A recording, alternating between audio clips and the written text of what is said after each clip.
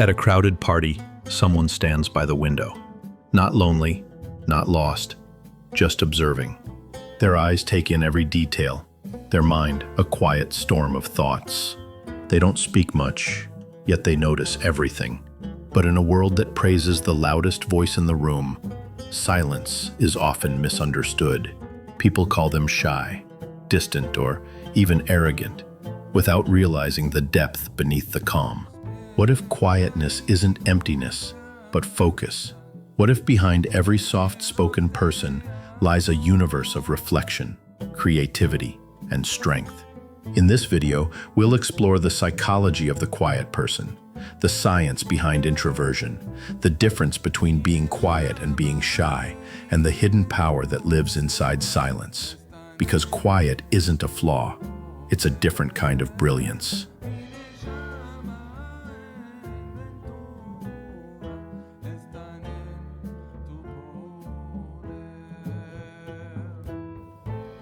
To understand quiet people, we have to look inward, because that's exactly where their energy flows. Carl Jung, the father of analytical psychology, described introversion as a natural inward turn of attention, a focus on thoughts, feelings, and the inner landscape rather than the outer noise of the world. Modern psychology agrees. In the Big Five personality model, introverts simply score lower on extroversion. That doesn't mean they dislike people. It means they prefer selective stimulation. While extroverts recharge through crowds, noise, and motion, quiet individuals refuel in calm solitude through reflection, reading, or meaningful one-on-one connection. Many quiet people also share traits of the highly sensitive person, HSP, those with heightened sensitivity to sounds, lights, and emotions. They process everything deeply, noticing the small details others miss. A tone of voice, a flicker of discomfort, a subtle beauty. Their silence isn't emptiness, it's depth, a vibrant internal world constantly alive with observation, imagination, and meaning. Quiet doesn't always mean shy, and it certainly doesn't mean antisocial. These words get mixed up far too often, painting a false picture of what it really means to be a calm, reserved person. Shyness is rooted in fear, the fear of being judged or rejected. A shy person wants to connect, but anxiety holds them back. Introversion, on the other hand, isn't about fear at all. It's about preference, a choice for peace over noise, depth over small talk, reflection over reaction. And antisocial? That's a clinical term for behavior that disregards others' rights, the opposite of what most quiet people are. In truth, many of them care deeply, listen intently, and connect authentically. They simply move at a different rhythm, choosing quality over quantity in relationships. As author Susan Cain once said, "We're not antisocial, we're differently social." Quiet people don't reject the world, they just engage with it more intentionally. Quiet people don't rush to fill the silence, they use it. Where others speak to think, they think before they speak. Their pauses aren't hesitation, they're depth in motion. Because they process ideas internally, their thoughts are layered, deliberate, and often profound. When they finally do speak, their words carry weight, refined by reflection rather than impulse.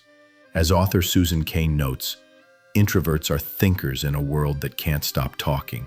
History proves it. Minds like Einstein, Darwin, and Rosa Parks changed the world not through volume, but through quiet conviction.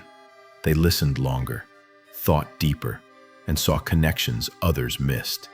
In a society addicted to noise, quiet people remind us that clarity comes from stillness. Their insight isn't loud, it's lasting. And sometimes, the most revolutionary ideas are whispered first in silence. Quiet people have a rare superpower.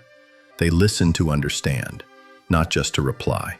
While others rush to be heard, they're busy observing, absorbing, and feeling the unspoken layers of every moment. Their sensitivity to tone, gesture, and silence allows them to pick up what words can't say. They sense tension in a room before anyone speaks, and notice the emotions people hide behind smiles. This makes them incredible friends, partners, and confidants, loyal, steady, and deeply empathetic. Their calm energy creates a space where others feel safe to open up, to be fully seen and heard. In a world that often values loudness over understanding, quiet people remind us that listening itself is love, and silence can be the most healing sound of all.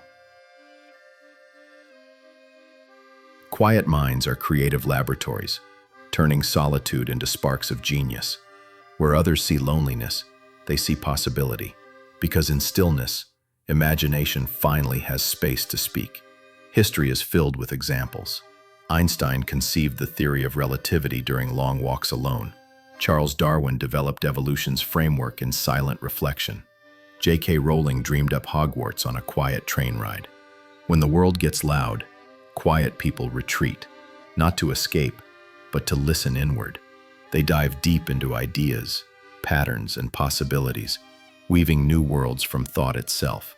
As psychologists and artists alike agree, solitude is the birthplace of creativity.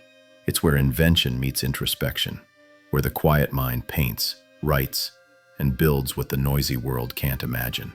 Their silence isn't emptiness, it's creation in progress. Quiet people don't collect friends, they cultivate connections. They'd rather share one real conversation than a dozen small talks. Their relationships are built on trust, understanding, and emotional honesty. Because they spend time reflecting, they know their own feelings, which makes them deeply empathetic toward others.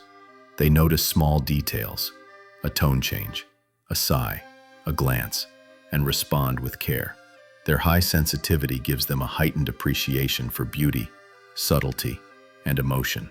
They feel deeply. Art moves them, kindness stays with them, and loyalty defines them. To love a quiet person is to discover depth, a bond that grows slowly but lasts a lifetime. In a noisy world of surface connections, they remind us that depth is the quietest form of strength. In today's world, volume often equals value, and that's a problem. From classrooms to boardrooms, Western culture celebrates the loud, quick, and assertive. Students who speak up get higher grades, and employees who self-promote rise faster. But in this extrovert-centric system, the quiet ones often get overlooked. They're mislabeled as shy, unmotivated, or disengaged, when in truth, they're just processing things more deeply. Open office plans, constant meetings, and group projects drain them, yet they're told to come out of their shell. The irony? Many of history's great innovators and thinkers were quiet, proof that silence doesn't mean lack of contribution. Psychologists now recognize that personality diversity is as vital as cultural diversity. A balanced world needs both the vision of the bold and the wisdom of the calm. Quiet people don't need fixing. They need space to flourish. Because when the world stops shouting, their brilliance can finally be heard. For many quiet people, the hardest part isn't being silent. It's being misread. Their calm is mistaken for arrogance, their stillness for disinterest. They hear the same question again and again. Why are you so quiet? As if silence needs an excuse. Over time, this misunderstanding can sting. It teaches quiet souls to perform, to act louder, smile wider, talk faster, just to fit in. But pretending to be someone else drains the very essence that makes them unique. The truth? You are not broken. You are beautifully different. Your calm is power, your thoughtfulness is grace, and your quiet is wisdom in disguise. In a world addicted to noise, being yourself is the loudest act of courage. It's time to stop apologizing for your quiet. Silence isn't emptiness. It's a space where clarity grows. The world may have taught you to speak louder, move faster, and compete for attention, but your calm presence carries a strength that noise can't imitate. Quiet people lead differently, through listening, empathy, and vision. They create environments where others feel seen. In workplaces and movements alike, the rise of quiet leadership proves that influence doesn't need volume. It needs depth. So breathe into your nature. You don't need to fix your quietness. It's your design, not your defect. The world is beginning to recognize the power of those who move gently, think deeply, and speak only when it matters. Your quiet isn't your weakness, it's your wisdom. Quietness isn't emptiness, it's presence. It's the pause between thoughts where truth gathers strength. In a culture that celebrates noise, the quiet soul reminds us that depth matters more than volume. Silence holds stories of reflection, empathy, and creative fire waiting to rise. Whether you're quiet or not, the lesson is universal. The loudest insights are often born in stillness.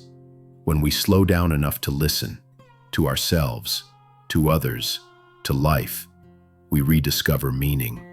In the grand symphony of humanity, the quiet notes don't compete, they complete. They add harmony, texture, and heart. So, take a breath, look inward, ask yourself, what brilliance lies in your quiet moments? Because sometimes, the softest voice carries the most truth. If this gave you a new way to understand yourself or someone you love, consider subscribing. We explore the psychology of being human, softly, deeply, and honestly.